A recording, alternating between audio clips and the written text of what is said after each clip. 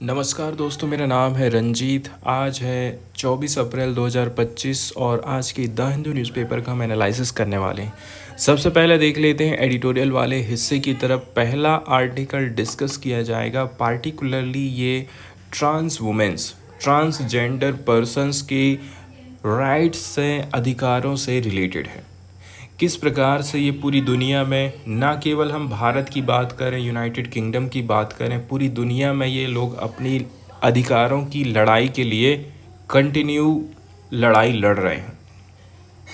अभी हाल फिलहाल में फिर से इनके अधिकारों को चोट लगी है। पार्टिकुलरली यदि कोर्ट भी इनको राहत नहीं देता है तो आप सोच लीजिए इनको कहीं से भी राहत नहीं मिलने वाली है इनके अधिकारों को लेकर के। हमारे देश में खुद आप कंडीशन देख लीजिए। पहले जो समलैंगिक संबंध हैं उनको अपराध की श्रेणी में माना गया था। काफ़ी लंबी कानूनी लड़ाई इन्होंने लड़ा है। इसके बाद समलैंगिक संबंधों को, ट्रांस रिलेशंस को लीगली तौर पर कानूनी मान्यता मिली है, वो भी सुप्रीम कोर्ट के माध्यम से। इसके अलावा और भी टाइम पीरियड पर हम देखेंगे महत्वपूर्ण जजमेंट आए हैं, ठीक है, जिसमें जैसे कि इनको राशन कार्ड में लेने में दिक्कत ना जाए, इनको अपनी आईडी बनवाने में दिक्कत ना जाए, इनके हिसाब से इंफ्रास्ट्रक्चर हो, टॉयलेट, बाथरूम या फिर अन फैसिलिटीज़, या फिर सरकारी जॉब में इनके रिजर्वेशन की बात हो। इस प्रकार से ये जो तबका है माइनॉरिटीज़ है और अपने अधिकारों के लिए लड़ते रहता है हमेशा से ही। अब बात कर लेते हैं यूनाइटेड किंगडम की। ब्रिटेन के सुप्रीम कोर्ट ने एक ऐतिहासिक फैसला सुनाया है। उसमें बोला है कि वुमेन की कानूनी परिभाषा केवल बायोलॉजिकल फीमेल तक ही सीमित है। इसका क्या मतलब हो गया है? कोई महिला जन्म से ही महिला होना चाहिए, मतलब जेंडर के बेस पर। कभी कभी ऐसा होता है कि कोई, जैसे कुछ जन्म के तौर पर लड़के हैं लेकिन वो फील करते हैं लड़की की तरह, तो ये चीज़ यहाँ पर कानूनी तौर से मान्य नहीं रहने वाली है।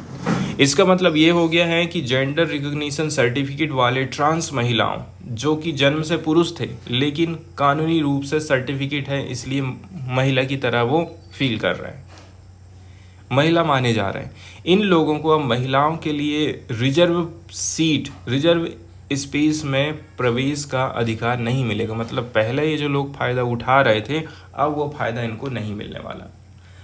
फैसले की जो मुख्य बातें रही हैं, सबसे पहले तो महिला की परिभाषा को डिफाइन किया गया है कि महिला आखिर किसको बोला जाएगा। कोर्ट ने क्लियर बोल दिया है कि इक्वालिटी एक्ट 2010 में महिला शब्द का मतलब सेक्स से होता है, मतलब लिंग से होता है, जैविक लिंग से, ना कि जेंडर आइडेंटिटी से। जेंडर रिकॉग्निशन सर्टिफिकेट रखने वाले ट्रांस महिलाओं को कानूनी तौर पर महिला नहीं माना जाएगा।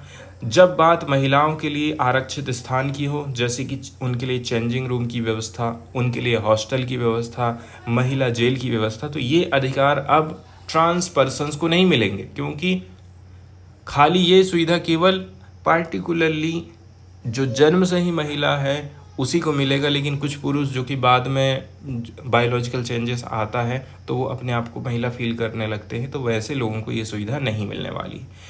हालांकि समान वेतन और रोजगार में भेदभाव वाले मामले में ट्रांस महिलाओं को समान अधिकार मिलेंगे, तो ये बहुत ही अच्छा कदम है। इस मामले में तो सुप्रीम कोर्ट ने कहना चाहिए इनके साथ बिल्कुल भेदभाव नहीं किया है। सेकंड वाली बात यह है, सिंगल सेक्स स्पेस पर यहाँ पर असर पड़ने वाला है। जैसे कि महिलाओं के लिए सेंटर की व्यवस्था हो, हॉस्पिटल के वार्ड हो, जिम, लॉकर रूम, ऐसी जगहों पर अब केवल महिलाओं को ही अधिकार रहेगा, ट्रांस पर्सन्स को यह अधिकार नहीं मिलने वाला है। कोर्ट ने बोला है अगर ट्रांस महिलाओं को इन जगहों पर अनुमति दे दी जाती है तो संगठनों को भ्रम और व्यवहारिक दिक्कतें होती, इसीलिए यहाँ पर इस प्रकार से बोला जा रहा है कि भाई यहाँ पर ये सारी जो सुविधाएं हैं केवल महिलाओं के लिए ही होना चाहिए। आगे और बात करी जाती है पार्टिकुलरली लेस्बियन महिलाओं के अधिकारों को लेकर के, ठीक है। तो कोर्ट ने ये माना है कि लेस्बियन महिलाओं के लिए बने स्पेस जैसे कि महिला क्लब, सेफ हाउस में पुरुषों का प्रवेश उनके अधिकारों का उल्लंघन हो जाएगा। अब ये जो ट्रांस पर्सन्स होते हैं क्या है, जैसे कि मैं पहले ही बता चुका हूँ कि असली जो महिला है वो जन्म से ही महिला है और फील भी महिला की तरह कर रही, लेकिन जो ट्रांस वुमेन है जैसे कि वो जन्म से पुरुष है लेकिन बाद में वो महिला की तरह फील करने लगा। अब जो चीज़ जहाँ पर महिलाएं बैठने की है, उनसे एक दूसरे से बातचीत करने की है, जो कुछ भी फ्री तरीके से रहने की, वहाँ पर पुरुषों को यदि एंटर करते हैं तो इससे उनके अधिकारों का उल्लंघन होगा, ऐसा सुप्रीम कोर्ट ने बोला है। ऐतिहासिक रूप से लेस्बियन महिलाओं को भेदभाव का सामना करना पड़ा है, इसलिए उनके लिए अलग स्पेस जरूरी है, ऐसा बोला गया है कोर्ट की तरफ से। अब बात करते हैं सुप्रीम कोर्ट ने ये फैसला क्यों सुनाया है। मुख्य केस की बात करें, for women Scotland versus Scottish सरकार। फॉर वुमेन स्कॉटलैंड एक महिला समूह अधिकार ने स्कॉटिश सरकार के उस कानून को चुनौती दी थी जो कि जीआरसी वाले ट्रांस महिलाओं को महिलाओं के लिए सेफ प्लेस पर बैठने की अनुमति देता था। पहले का ये कानून था, लेकिन लोगों ने इसका विरोध किया। जैसे एक संगठन है फॉर वुमेन स्कॉटलैंड, उन्होंने बोला था कि इक्वालिटी एक्ट 2010 में महिला का मतलब केवल महिला है, जो जन्म से भी महिला है और फील भी महिला की तरह होती, ना कि ट्रांस वुमेन से। सुप्रीम कोर्ट ने उनकी बात सुनी और उन्हीं के हिसाब से डिसीजन भी दिया है।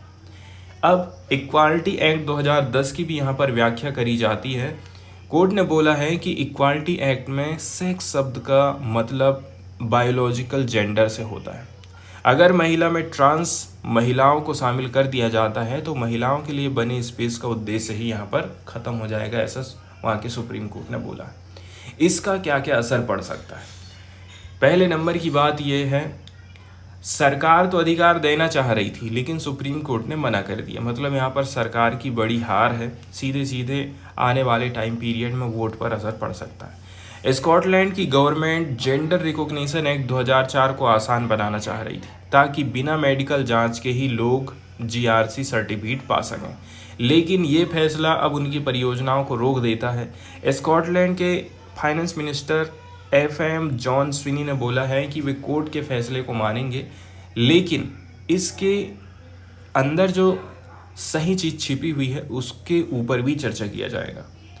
अब ऐसे बहुत सारे लोग हैं जिनके अधिकार प्रभावित हुए हैं ट्रांस वुमेन्स के, उन लोगों की क्या प्रतिक्रिया है। स्कॉटिश ट्रांस ने कहा है ये फैसला 20 साल की कानूनी लड़ाई को पलट दे रहा है। एमनेस्टी इंटरनेशनल ने इसको काफ़ी निराशाजनक बताया, लेकिन बोला है कि ट्रांस लोगों को इक्वालिटी एक्ट के अंतर्गत भेदभाव से सुरक्षा मिलती रहेगी। फिर बहुत सारे महिलाओं के ग्रुप हैं, वो लोग क्या बोलते हैं। फॉर वुमेन स्कॉटलैंड तो बोला है कि ये महिलाओं की जीत हुई है। JK राउलिंग ने इस फैसले का स्वागत किया है और बोला है कि महिलाओं की सुरक्षा और गोपनीयता बचाने के लिए काफ़ी ज़रूरी था।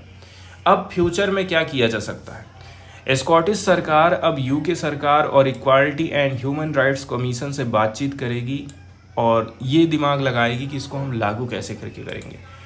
अब ऐसे लोग जो कि ट्रांस वुमेन्स के अधिकारों की चर्चा करते हैं, उनके लिए लड़ाई लड़ते रहते हैं, अब नए कानूनों की डिमांड कर सकते हैं ताकि ट्रांस लोगों को और भी ज़्यादा सेफ्टी प्रोवाइड की जा सके।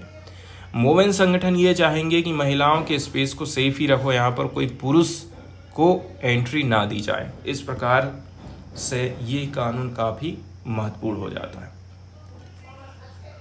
अब एक चीज़ ये है कि सुप्रीम कोर्ट ने अपने फैसले में बोला था कि अगर ट्रांस महिलाओं, मतलब जो शुरू में पुरुष थे लेकिन फील महिला की तरह कर रहे थे, इनको महिलाओं के लिए सिंगल सेक्स स्पेस में एंट्री दे दी जाती है तो इससे कई सारी समस्या पैदा हो जाएगी। जैसे कि जहां पर जा रहे हैं संगठनों के लिए लीगल एंड ऑपरेशनल कन्फ्यूजन यहाँ पर पैदा हो जा रहा है। जेंडर रिकॉग्निशन सर्टिफिकेट एक गोपनीय दस्तावेज होता है, मतलब कोई संस्था जैसे कि सरकारी हॉस्पिटल, हॉस्टल ये नहीं जान पाती है कि कौन ट्रांस है और कौन नहीं है। अगर कानून कहता है कि जीआरसी वाले ट्रांस महिलाएं भी महिला हैं तो संगठनों के लिए ये जांचना मुश्किल हो जाएगा कि किसे महिला स्पेस में आने दें और किसे रोक दें।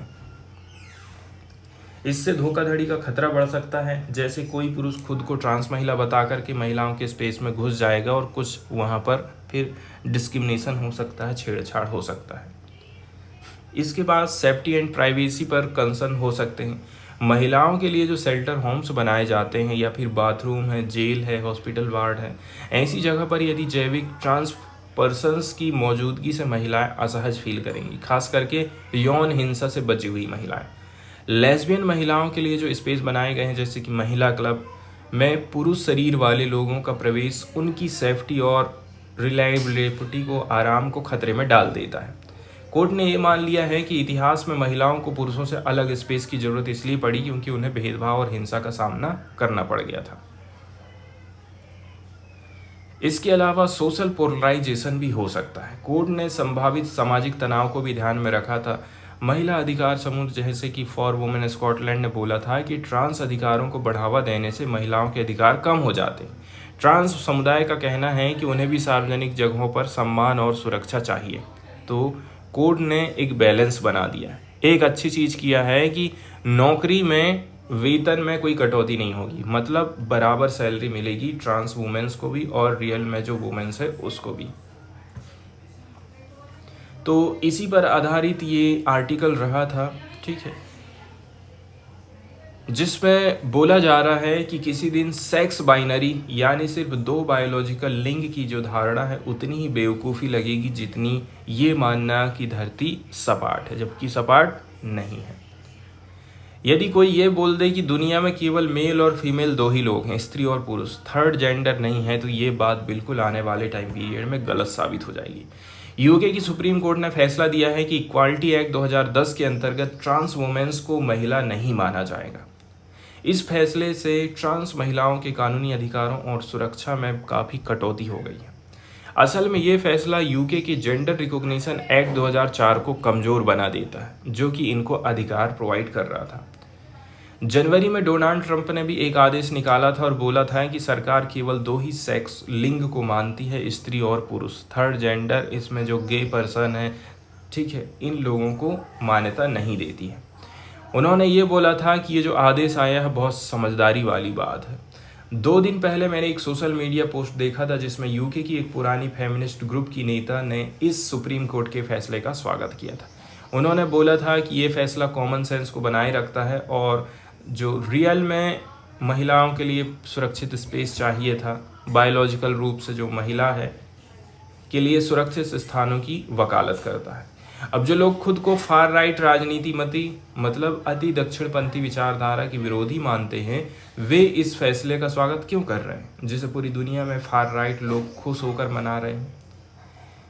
शायद इसलिए क्योंकि ट्रांस एक्सक्लूजन की मुहिम ने खुद को नारीवादी के रूप में पेश कर लिया। मतलब इन लोगों को विरोध करो, इन लोगों को अधिकार मत दिलाओ, ये महिलाओं के अधिकारों की रक्षा करेगा। जेके रोलिंग कहती हैं कि ये फैसला महिलाओं और लड़कियों को ट्रांस महिलाओं से सुरक्षित रखेगा। महिलाओं की सुरक्षा को लेकर डर फैलाना आज की फार राइट सोच का सबसे ताकतवर हथियार बन चुका है। अलेक्जेंडर डुगिन, दुनिया के एक प्रमुख फार राइट विचारक, कहते हैं कि LGBTQIA+ अधिकार कलयुग के लक्षण माने जाते हैं। आज ट्रांस लोगों को बाहर करना एकमात्र ऐसा भेदभाव है जिसे समाज में अभी भी एक्सेप्ट किया जा रहा है और इसके बारे में कोई आवाज़ नहीं उठाता। मतलब जेके रोलिंग और एलन मस्क जैसे अमीर लोग कॉमन सेंस की पॉलिसी और कानून को प्रभावित कर रहे हैं, लेकिन खुद को विक्टिम दिखा रहे हैं। अब फार राइट विचारधारा ये दिखाती है कि भाई माइनॉरिटीज़ मतलब अल्पसंख्यक और मेजॉरिटीज़ किस प्रकार से खतरे में है। वहीं यदि हम बात करें, बहुत सारे लोग ग्रेट रिप्लेसमेंट मतलब जाति बदलने की साजिश को झूठ मानते हैं, लेकिन ये मान लेते हैं कि ट्रांस महिलाएं असली महिलाओं को खेलों में रिप्लेस कर रही हैं, इसलिए हमारे अधिकार कम होते जा रहे हैं। अगर आप गहराई से देखेंगे तो ट्रांस विरोधियों की कॉमन सेंस वाली बातें ना कोई मतलब की नहीं है। रावलिंग कहती हैं कि क्या बोलती हैं, girls may turn into boys due to patriarchy, but then why so many want to be trans women. पितृसत्ता के कारण लड़कियां लड़के बनना चाहती हैं, लेकिन फिर इतने ट्रांस लोग ट्रांस महिलाएं क्यों बनना चाहते हैं? क्या रीजन है? अलग लेकिन समान की नीति अमेरिका में नस्ली भेदभाव को सही ठहराने के लिए इस्तेमाल की जाती है। इस तरह की अलगाव नीति से औरतों के शरीर की जांच करने के बहाने मिलेंगे कि कहीं वो ट्रांस तो नहीं है, मतलब प्राइवेसी का यहाँ पर उल्लंघन हो जाएगा। तो अब क्या महिलाओं को ये साबित करने के लिए सर्टिफिकेट लेकर के चलना पड़ेगा कि वे हमेशा महिला ही रही हैं? क्वेश्चन ये खड़ा हो जाता है। लोग वैक्सीन और जलवायु परिवर्तन जैसे विज्ञान को तो नहीं मान रहे, लेकिन ट्रांस लोगों को नकारने के लिए कहते हैं साइंस इज रियल। तो बायोलॉजी केवल शरीर की बनावट ही नहीं होती है, इसमें हार्मोन, क्रोमोसोम, दिमाग की संरचना में विविधता पाई जाती है। इस चीज़ को एक्सेप्ट करना जरूरी हो जाता है। तो देह एक व्यक्ति के लिए भी सही है और चौसर के समय से इसका इस्तेमाल हो रहा है। कानून, विज्ञान और भाषा इन लोगों को कभी ख़त्म नहीं कर सकती, क्योंकि वे समलैंगिक लोगों को मिटा ही नहीं पाएंगे, अभी तक नहीं मिटा पाए। एक दिन सिर्फ मेल फीमेल को ही बायोलॉजिकल सच मानने की जो सोच है उतनी ही मूर्खतापूर्ण लगेगी जितनी हम धरती को सोचते हैं कि ये फ्लैट है, गोल नहीं है, ध्रुवों पर चपटी नहीं। सेकेंड वाला जो आर्टिकल यहाँ पर हम डिस्कस करने वाले हैं, ये 22 अप्रैल को हुए टेरर अटैक से रिलेटेड है। लगभग देखा जाए 26 लोगों इसमें मारे गए हैं और बहुत सारे लोग घायल हो गए हैं। इंडियंस के अलावा 2 फॉरेनर्स लोग, एक नेपाल का है और एक अन्य कंट्री का है, वो भी मारा गया है। इसके अलावा इसमें एक मुसलमान व्यक्ति भी मारा गया है जो कि लोगों को बचाने की कोशिश कर रहा था। वो घोड़े में बैठा करके लोगों की सवारी कराया करता था, तो वो मुसलमान भी इसमें मारा गया है।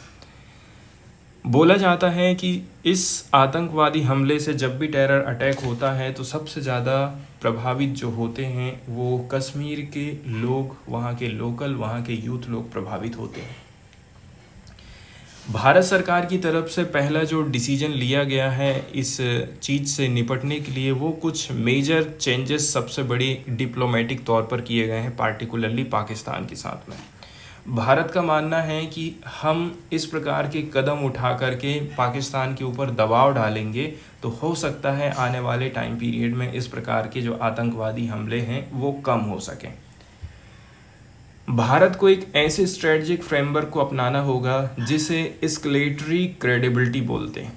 मतलब किसी भी पोजीशन में बेमतलब का एस्केलेशन, तनाव नहीं बढ़ाना है, बल्कि ये दिखाना है कि अगर हमारी रेड लाइन आप पार करोगे तो हम डिप्लोमेटिक, इकोनॉमिक एंड कोवर्ट साधनों से, गोपनीय उपायों से विरोधी को नुकसान पहुंचाएंगे। मुख्य विचार ये बोला जा रहा है कि एस्केलेशन सिर्फ बदला लेने के लिए नहीं है, इसलिए पहला जो कदम उठाया गया है इंडिया की तरफ से वो तुरंत सर्जिकल स्ट्राइक हमको देखने को नहीं मिला, बल्कि प्रभावशाली डिटरेंस के लिए ये चीज़ हमको देखने को मिली। भारत को अब अपनी कैपेसिटी और इच्छा शक्ति दोनों को प्रदर्शित करने की ज़रूरत है। पहलगाम में हुआ आतंकी हमला केवल एक बर्बर कृत्य नहीं था, बल्कि ये हमें एक पॉलिटिकल मैसेज दिया गया था, कैलकुलेटेड पॉलिटिकल सिग्नल भेजा गया था, जिसका उद्देश्य था खाली लोगों को नुकसान अकेला नहीं पहुंचाना, एक मैसेज भी भेजा गया है। इसलिए उन्होंने पति पत्नी सबको नहीं मारा, केवल एक को मारा ताकि सिग्नल आगे भेजा जा सके। स्ट्रेटजिक डिसरप्शन पैदा करना इसका मुख्य उद्देश्य था। मतलब टूरिज्म सीजन की शुरुआत हो चुकी है और अमेरिका के साथ हमारे रिलेशन बढ़ते जा रहे हैं, टूरिज्म भी अच्छा खासा बढ़ रहा है, तो हमारे देश की इकोनॉमी को खतरे में डालना, जैसे कि अमरनाथ यात्रा चालू होने वाली है। दूसरे नंबर की बात यह है कि जब से हमने स्पेशल स्टेटस का दर्जा हटाया है कश्मीर का, तब से काफ़ी नॉर्मल सी टाइप की देखी जाने लगी थी, टूरिज्म काफ़ी फल फूल रहा था। तो इस चीज़ को भी कहना चाहिए, नकारा गया है कि अभी ये एरिया शांत नहीं है। तो इन दोनों के बीच में ये हमला करके ये दिखाने की कोशिश करी गई है कि भारत जो है सेफ प्लेस नहीं रहा है। पाकिस्तान की सैन्य खुफिया एजेंसी ISI के इसके पीछे होने के संकेत भी हमको मिले हैं। हमला जो हुआ है वो बैसारन वैली में हुआ है, जो एक काफ़ी शांत स्थल है, जिसे मिनी स्विट्ज़रलैंड भी बोला जाता है। ये हमला सिर्फ पर्यटकों के ऊपर नहीं किया गया था, बल्कि कश्मीर को सेफ टूरिस्ट प्लेस जो माना जा रहा है उसको अनसेफ बनाया जाए। मतलब सिंबॉलिक वैल्यू की बात करें, हमला टूरिज्म के जरिए नॉर्मलसी की वापसी पर हमला किया गया है। ये एक बड़ी खुफिया विफलता है, मतलब हमारी जो इंटेलिजेंस है वो यहाँ पर फेल हो गई है। सिक्योरिटी लैप्स को बताता है। पहलगाम जैसे टूरिस्ट हब में खास करके अमरनाथ यात्रा के रास्ते में सुरक्षा और इलेक्ट्रॉनिक सर्विलांस मजबूत होना चाहिए, लेकिन कुछ भी देखने को नहीं मिला। कारगिल जितनी बड़ी विफलता नहीं है ये, लेकिन सामाजिक असर गहरा इसका होगा। इस पर राजनीतिक और एडमिनिस्ट्रेटिव जवाबदेही बहुत ज़्यादा ज़रूरी है। इस हमले की जिम्मेदारी ली है द रेजिस्टेंस फ्रंट ने, जो कि लश्कर तैयबा और पाकिस्तान की इंटर सर्विसेज इंटेलिजेंस से जुड़ा हुआ एक संगठन है। इसका मतलब ये है आतंकवाद का नेटवर्क अभी भी जिंदा है। प्लॉजिबिलिटी डिनाइबिलिटी मतलब पाक खुले तौर पर जिम्मेदारी नहीं लेता है, पर भीतर से सब कुछ करते जाता है, पता नहीं चलता है। आतंकवाद को केवल एक घटना की तरह नहीं देख सकते हैं, बल्कि दीर्घकालक लॉन्ग टर्म डिटरेंस के रूप में देखा जाए। मतलब इसको तुरंत हमला करके ख़त्म कर दो, ऐसे से नहीं होने वाली चीज़। इसमें political consequences, sustained intelligence, diplomatic stamina ज़रूरी हो जाता है। वहीं यदि हम बात कर लें, भारत को चाहिए कि पाकिस्तान को अंतर्राष्ट्रीय मंचों पर अलग थलग करे, व्यापार और जल की जो ट्रेड एंड वाटर शेयरिंग की समीक्षा करे, एंड कोवर्ट ऑप्स की ज़रूरत है, मतलब गोपनीय कार्रवाई की क्षमता को बढ़ाए।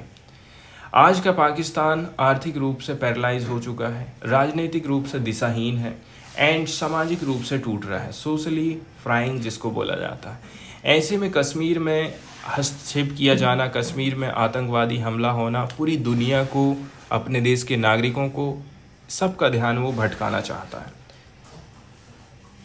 तो ये चीज़ हमें पाक आर्मी चीफ आसिम मुनीर की आक्रामक सोच के अंतर्गत देखने को मिली है, और सीज़ फायर का उल्लंघन भी बढ़ते जा रहा है इनके राज में। इतिहास इस बात का गवाह है कि जब जब पाकिस्तान में आंतरिक संकट आता है ना, तो भारत के खिलाफ जो एग्रेशन है वो बढ़ते जाता है। जैसे कि कारगिल युद्ध, संसद पर हमला, मुंबई हमला, उरी और पुलवामा। ये घटनाएं किसी आतंकवादी संगठन की योजना नहीं है, बल्कि पाकिस्तानी सेना की रणनीतिक चाल थी। कश्मीर के आम लोग इस हिंसा में सहभागी नहीं हैं, वे शांति, शिक्षा और रोजगार चाहते हैं। उन्हें आतंकियों से जोड़ना स्ट्रेटजिकली डेंजरस है, ठीक नहीं रहेगा। तो क्या करना चाहिए? आर्थिक निवेश करो, राजनीतिक जुड़ाव करो, सामाजिक समावेशन भी बहुत ज़्यादा ज़रूरी है। उपराष्ट्रपति जेडी वांस भारत की यात्रा पर एक डिप्लोमेटिक अपॉर्चुनिटी के तौर पर आए हैं। भारत को अमेरिका और सहयोगियों से पाकिस्तान पर सख्त दबाव की डिमांड करना चाहिए, मतलब सिंपैथी की बजाय हमें एक्शन लेना पड़ेगा। एम्बिग्विटी हमलावर को हिम्मत दे देती है, अनिश्चितता।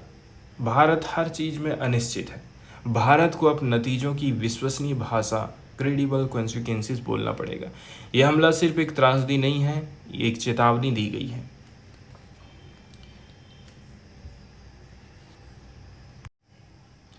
नेक्स्ट वाली जो न्यूज़ हम यहाँ पर डिस्कस करने वाले हैं दोस्तों, एडिटोरियल से ही जस्ट जुड़ा हुआ ही पार्ट इसको मान सकते हैं, क्योंकि एडिटोरियल में चीज़ें क्लियर नहीं लिखी गई हैं कि कौन कौन से कदम भारत उठा सकता है। उसने खाली मोटे मोटे तौर पर बोला है कि भारत को ये चीज़ करने की ज़रूरत है, लेकिन असल में जो डिसीजन लिया गया है तुरंत ही प्रधानमंत्री की अध्यक्षता वाली कैबिनेट की तरफ से, वो हमारे लिए काफ़ी काम की चीज़ हो जाती है। सबसे पहला जो काम किया गया है, भारत ने 1960 की जो इंडस वाटर ट्रीटी है, सिंधु जल संधि को पाकिस्तान के साथ इन अबयांस अस्थायी रूप से स्थगित करने का निर्णय लिया है, और ये विथ इमीडिएट इफेक्ट, मतलब तत्काल प्रभाव से लागू होगा। ये घोषणा फॉरेन सेक्रेटरी विक्रम मिस्त्री ने बुधवार को करी थी। इससे क्या होगा? पानी की कमी जाएगी, खेती बाड़ी नहीं होगी, तो देश की जो इकोनॉमी है, भुखमरी है, वो सीधे सीधे प्रभावित होगी। मतलब कुल मिलाकर के हम दबाव डाल रहे हैं पाकिस्तान के ऊपर, ताकि इस प्रकार के फर्दर टेरर अटैक ना हो। ये निर्णय लिया गया है फ्राई प्रोन्ड रिस्पॉन्स के अंतर्गत 5 स्तरीय प्रतिक्रिया का हिस्सा है, जिसे प्राइम मिनिस्टर नरेंद्र मोदी की अध्यक्षता में कैबिनेट कमेटी ऑन सिक्योरिटी की बैठक में लिया गया है, जो कि पहलगाम में हुए टेरर अटैक के बाद हुई थी, जिसमें 26 लोग मारे गए थे। इस बैठक के बाद union home minister Amit Shah ने सभी पॉलिटिकल पार्टी से संपर्क किया, ऑल पार्टी मीटिंग बुलाने की बात करी, जो कि गुरुवार को होने वाली है। वहीं देखा जाए, सीसीएस ने पहलगाम में हुए आतंकवादी हमले की क्रॉस बॉर्डर लिंकेज, सीमा पार संबंधों को नोट डाउन किया है। मिस्त्री ने बोला है कि 1960 की इंडस वाटर ट्रीटी अब इन एबयांस रहेगी, मतलब अस्थायी रूप से उस पर रोक रहेगा, जब तक कि पाकिस्तान क्रेडिबली, विश्वसनीय रूप से और इररिवोकेबली अविवादनीय रूप से अबजर नहीं करता, त्याग नहीं करता है। क्या चीज़ करता है वो? क्रॉस बॉर्डर टेररिज्म को सपोर्ट करता है। एक और निर्णय लिया गया है कि इंटीग्रेटेड चेक पोस्ट, एकीकृत जांच चौकी अटारी में इमीडिएट इफेक्ट से इसको बंद कर दिया जाएगा। जिन लोगों ने वैलिड इंडोर्समेंट के साथ सीमा पार करी है वे 1 मई से पहले उसी रास्ते से वापस लौट सकते हैं। क्लियर ये चीज़ बोल दिया गया है। वीज़ा को लेकर के भी डिसीजन लिया गया है। बोला जाता है कि पाकिस्तान के जो नागरिक हैं इनको सार्क वीज़ा एग्जेम्पशन स्कीम के अंतर्गत भारत आने की अनुमति नहीं दी जाएगी। ठीक है, ये चीज़ भी यहाँ पर कहना चाहिए, महत्वपूर्ण हो जाती है। पाकिस्तानी नागरिकों को पहले दिए गए सभी जो SVES वीज़ा अब डीम्ड कैंसिल किए जाते हैं, मतलब रद्द माने जाएंगे।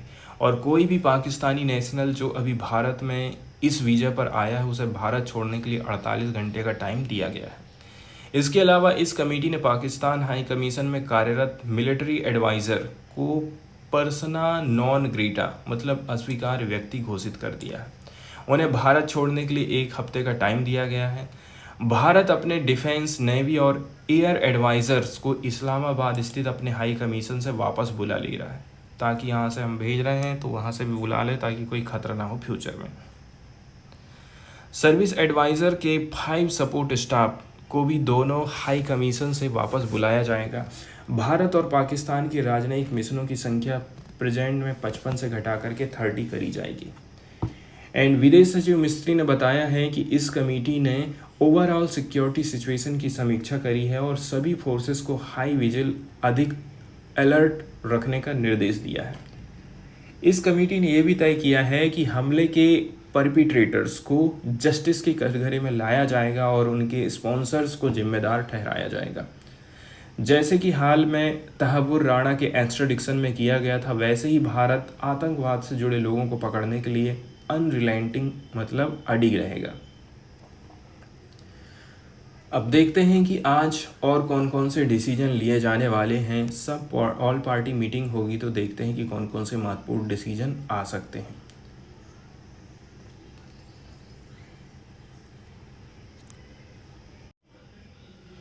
अगली जो न्यूज़ यहाँ पर हम डिस्कस करने वाले हैं दोस्तों, ये साइंस से जुड़ी हुई एक स्टडी है, एक रिपोर्ट सामने आई है, उस पर बेस्ड ये न्यूज़ हम देखने वाले हैं।